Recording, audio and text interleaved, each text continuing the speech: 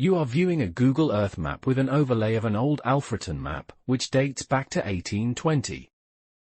As the map is over 200 years old, we had some difficulty overlaying it accurately as it is not exactly to scale, so it's possible that some of the building are not correctly placed.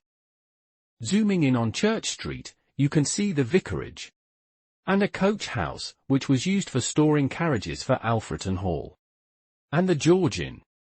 And further up on Chesterfield Road you can see the inn yard. There are some stables and another coach house. Also a malt house where grain was prepared for making beer.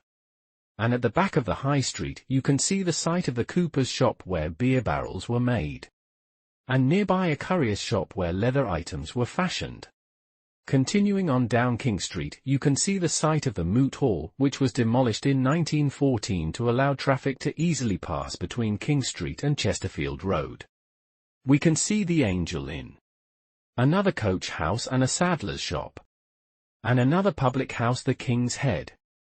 On the other side of Derby Road we see another malt house for beer making. Safe and clean drinking water in those days was rare, so beer drinking was a necessity for everyone.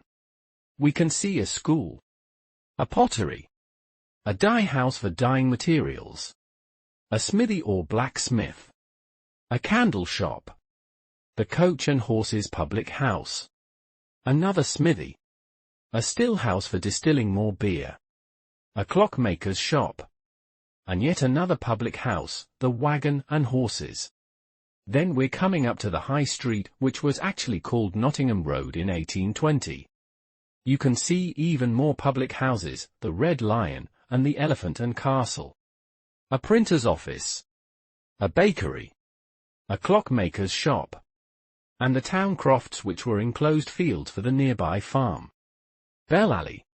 The Blue Bell public house is not shown on the map, so maybe it was not yet built and it got its name from Bell Alley. If you have any information about Bell Alley, please leave a comment. And we can see a spinning mill for spinning cotton into yarn. You can see the Traveller's Rest public house, which doesn't appear to be in the correct position, as I believe it was on the corner of Chapel Street, where the King Alfred stands. The reason could be that the map is not correctly scaled. Viewers, let me know what you think. Then we can see Radford's farmhouse and a pond which stood on the corner of Rogers Lane and High Street.